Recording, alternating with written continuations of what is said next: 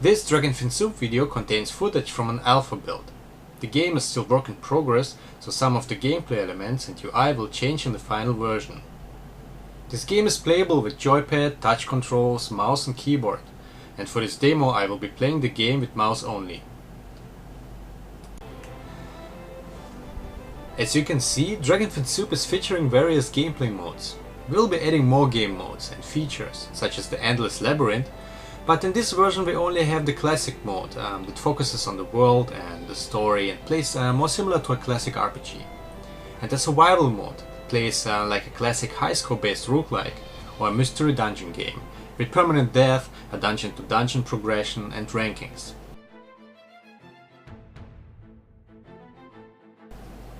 Today I will show you the first missions in Dragonfin Soup, so let's create a new game. Creating a new game, you can set the difficulty. The hardcore mode is, as the name suggests, very difficult and features permanent death. This mode is meant for experienced players who have already cleared the game and want to play it the very tough way for the sake of challenge and fun. The classic mode allows you to save and reload your progress at any time and will not punish you for dying. It is all about story, character progression, exploration and fun. Before the game starts, we have to set a Z code for this game by naming the universe. This game features a lot of procedurally generated content and will be randomized according to the Z code. You can choose a Z code randomly or type in your own seed and share it with friends so they can play the game with the same settings. This is especially useful if you want to make high score runs in a survival mode. Every time you start a new game, the dungeon layouts, placement of items, monsters and missions will be different. At the beginning of the game we are telling the lore and the background story of this world. The world of Dragonfin Soup is set on the back of a giant space turtle god named Ashra. 1,000 years ago there was a massive war of magic between humans and Wesen. Creatures like werewolves, orcs, vampires, witches, demi-humans and so on. And Dragonfin Soup, the humans are not the dominant species, nor are the humans by default the good guys. All species play an equal role and have equal importance. The war stopped when a heroic human princess died protecting her lover who was a Wesen. Before she died, she gave birth to her bastard son, who was born half human, half Wesen. Wesen is, by the way, a German word for being. Her son eventually came to power and managed to unite the kingdoms, forming the new empire and bringing peace that lasted 1,000 years. Until not long ago, a rogue planet crossed paths with Turtle God and rained blood-red crystal shards on the world. Those crystals bear magic powers and will be a very important element in this game. We start this adventure by playing a brave young woman named Red Robin. Not much is known about her in the beginning, other than that she seems to be very angry and searching for someone. This mission is meant to get the player familiar with the controls and gameplay, and you will slowly learn more about the story and dialogues, but you can also have a quick look at the quest log.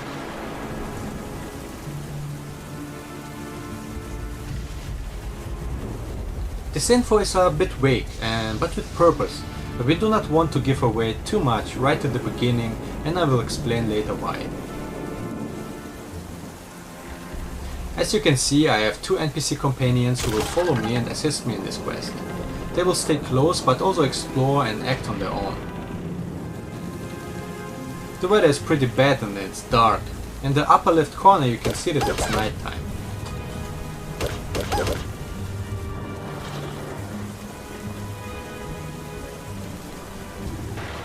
As we explore the forest we will encounter some monsters. Nothing too dangerous since this is the starter mission.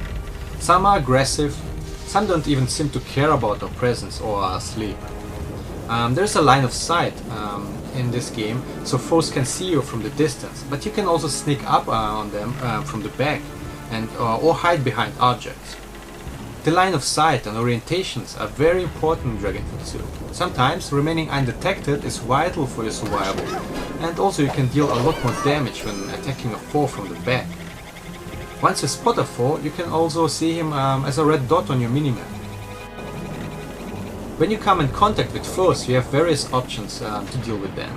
You could go in close and get personal with a melee attack, or you could choose to attack with a ranged attack or magic. You can also make use of other items such as bombs. Those work in a similar way like in Bomberman. You can simply place them somewhere, and after a couple of turns they will go off and deal damage. Different types of bombs come with different damage patterns and can also trigger other bombs or explode if you attack them directly. Bombs can be pretty dangerous, as you can blow yourself up as well.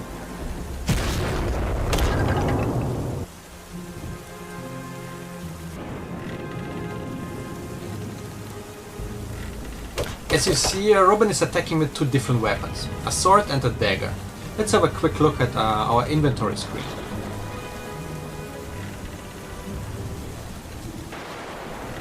As you can see, we start out with very basic equipment. We have a sword, a dagger, a shotgun, some ammunition, a hooded cape and bombs. There are over 20 equipment slots. You can wear up to 4 different rings, for example, and you can dual wield most of the weapons, even 2 shields if you want to. We have a sword and a dagger here, and Robin will attack in the order the weapons are equipped. Even though the dual wielding attack counts as a single turn, the order of weapons can be important. Some weapons can, for example, cause a pushback that would make the second weapon miss the target. You can easily switch the order and later use many other weapons such as hammers and maces, axe, pole arms, knuckles, daggers, great swords and others. Different weapon classes have different properties. We break down our damage and defense model into blunt, piercing and slashing damage, as well as some elemental properties such as water, earth, air and fire. Swords are good at dealing slashing and piercing damage. Daggers do great piercing damage and have a great speed. Weapons like maces deal a great blunt damage. But each weapon class comes with a stat variety, so that the damage types are never exclusive to one weapon class. Another difference between weapon classes is the range and area of attack. A sword or dagger can usually attack only one foe on a single tile in front of you, while most axes can deal damage to multiple foes at once by attacking 3 surrounding tiles. Pole arms have a range of 2 tiles and can deal damage at a greater distance. Of course, there are also exceptions, as we feature many weird and fun weapons such as the frying pans, rolling pins, broken bottles and such. Some daggers and knuckles can deal multiple hits with a single attack, like this Wolfclaw dagger here. I will later demonstrate it, so you can hear the number of impacts. A Dragonfin Syrup also features a couple different gun types. We have shotguns, rifles and handguns, and a variety of different ammo types for each weapon class. Shotguns have a great spray radius, while rifles have a much greater range and damage. Handguns have a lower range but often support multi-shots. Of course, there are many exceptions, as we also feature shotguns with multiple barrels and automatic weapons. But enough about that, let's go back to the game. As you explore the world, you can interact a lot with the environment.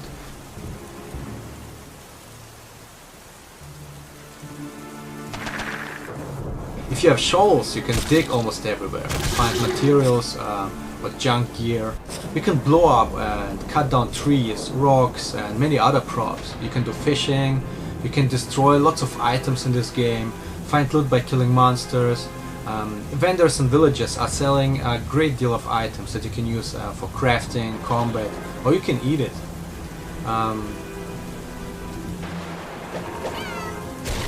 As you see, cutting down trees, you sometimes obtain items such as logs and wood chips. You can collect them by simply stepping on the tile, or you can first check them out and decide what to do with them by using the command menu.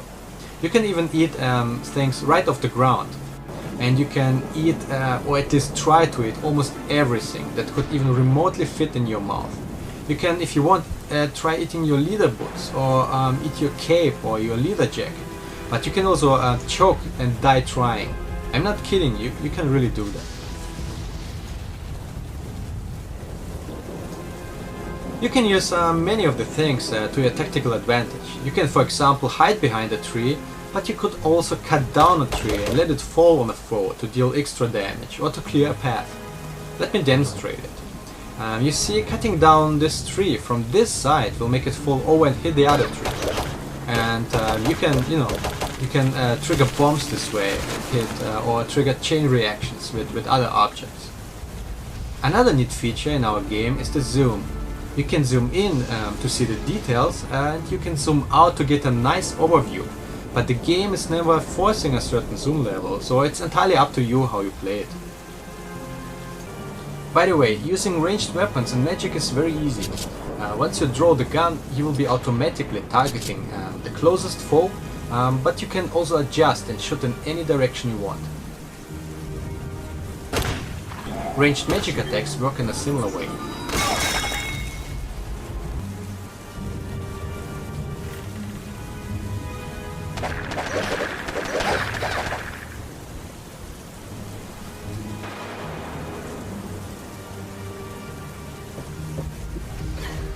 Please note that I am doing this demo by playing with a mouse.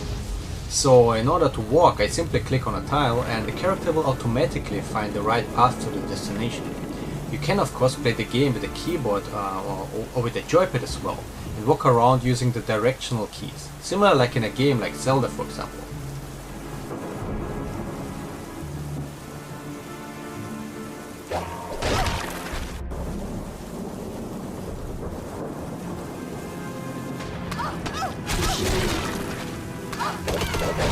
I am getting hit a bit by some friendly fire from my companion.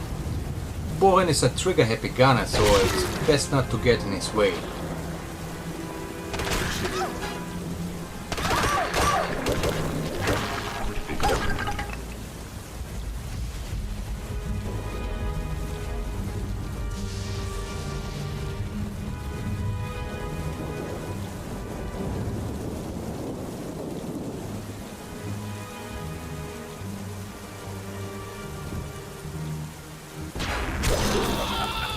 Looks like the guy we were searching has found us and killed Sir Liv with a single strike.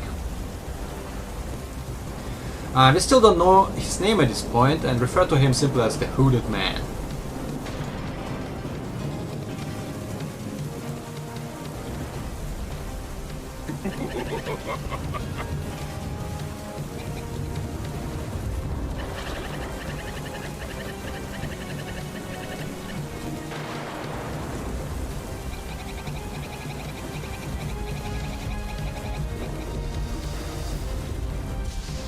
And the battle begins. He's very powerful and I'm not really doing much damage here. Also he's having some strong magic shield and he's teleporting around.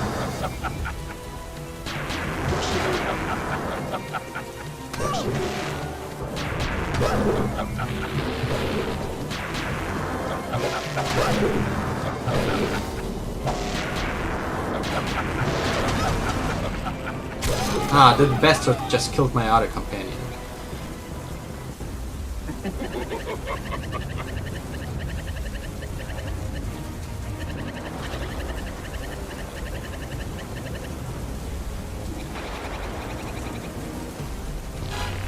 And now he's spawning more minions, as if this fight was not unfair enough already. I will make sure to take some of those skeletons down with me, using my Ice Blade magic and bombs.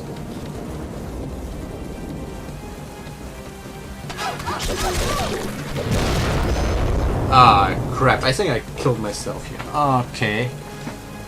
This is just a dream, right? That's correct. It was just a dream. The first mission is some sort of a flashback. A terrible nightmare Robin is having almost every night, as in she lost her memories in an accident a year ago. And the story of Dragonfin Soup starts on the bright side. And there will be many funny missions and dialogues, but at some point Robin will start recovering her lost memories. There will be many plot twists, conspiracies, and you will slowly learn about the darker side of this world. Its murderous secrets, politics, betrayal and vengeance.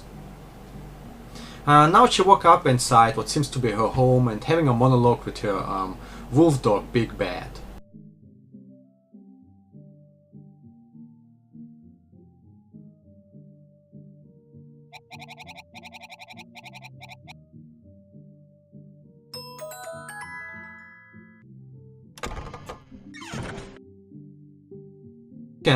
We can have a look around and we could trash up her home if you wanted to, but let's best go out and explore the village and see if we can get a job from Jim.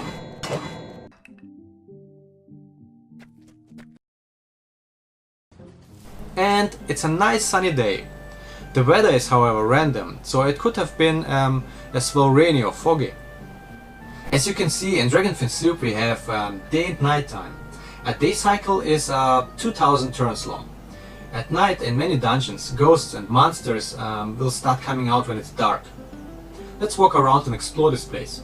The layout of the village is different with every new game. Check out this ship. Yeah, you should not really do that.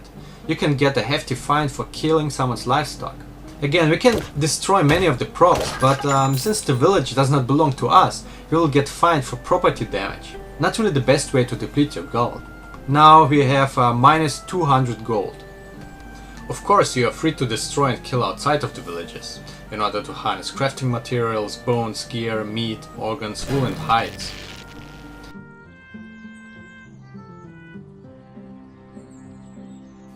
Let's explore the village some more.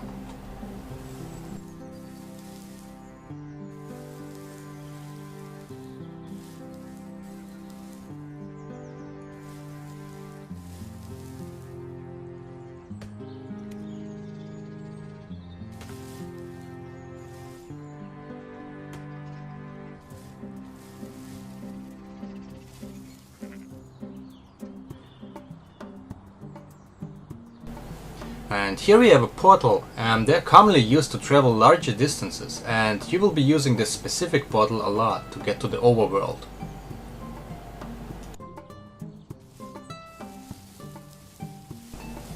Here's the AOA, the Academy of Arms, where you can sometimes get quests and learn some combat basics. This is also a place where you can buy combat gear.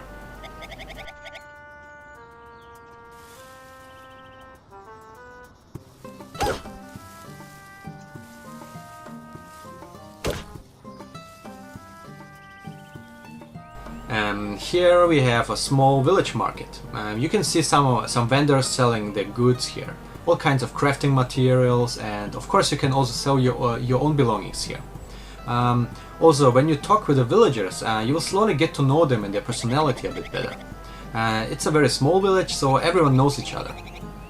Let me give you a quick demo on crafting. Crafting is very easy. All you need are the right ingredients and the correct recipe. Let's try out something very simple. First we need to buy some eggs. Shopping is very easy, by the way. You can simply drag and drop items from the vendor to your inventory, or the other way around to sell items. Pattern keyboard users can also use the command menu to buy and sell things. It's very easy. The shops, the items in the shops, by the way, are limited. So if you buy all the herbs the vendor has, for example, then you will have to wait a day or two for the shop to restock the goods. Okay, now we need some salt as well. Okay, now we open our crafting UI. You can see that the crafting has its own levels and experience points. I am currently at level 1 with 0 experience. Also, I do not know any recipes. You can see that we have 159 recipes in the game, but we will have a lot more later, as the game is still in development. The crafting process is super simple. You can drag and drop the items into the crafting slots, or if you play with pad or keyboard, you can use the command menu to move them into the crafting slots like this. It's very easy. Then all you have to do is pressing the create button, and there you go. I cooked up a yummy boiled egg.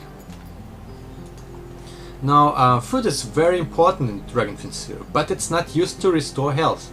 We can only restore health by using special potions, and food will give you stat bonuses. Let me eat this boiled egg to show it to you. After eating the egg, we can see that we got some stat bonuses. And at the top of the screen, you can now also see the egg icon with a number above it. This number indicates that you will benefit from the stat bonuses for 66 turns. And there's a lot of different food, and some of it will give you pretty powerful bonuses, but there are also items that will make you sick and weak. And here it is, the Cock and Bull Tavern. This is where we are supposed to go, so let's go in. In Dragonfin Soup you can basically talk to every NPC, but those with the question mark icon have quests and missions available for you. In this game, every NPC is unique and has a unique portrait and name. There are no generic villagers. With time, you will get to know people better, and some of them will start giving you quests later as well. Like this fella with a cap, for example. You can get fishing quests from him. You can meet more people at the back of the bar as well. Dialogues often change. Most people are nice, but there are also some pretty weird characters. Let's grab some of those potions for later.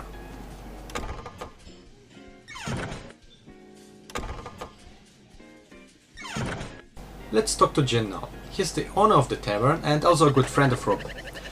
Jin is running a small agency for adventurers and bounty hunters and is an important hub for missions.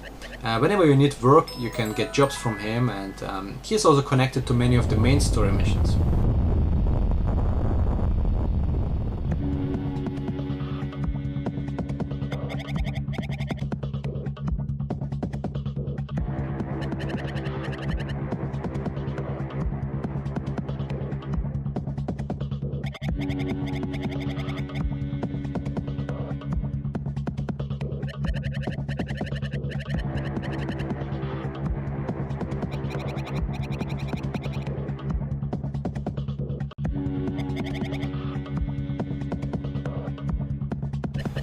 Sweet, now aside from your wolf, we also have the old Gidrom in our party. He's a retired combat specialist from the Academy of Arms and is now doing some freelance work on the side. You will be able to hire him and some other NPCs later to assist you in future missions. Alright, let's go out and kick some zombie butts. Okay, we have 6 targets and we can see some of them on our minimap here. Gidrom and my wolf are loosely following me around, but as you can see, they will also explore and act on their own.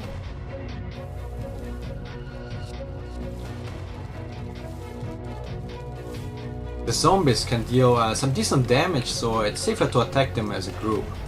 For the sake of the demo, I will just play it safe and let my companions handle the dirt work.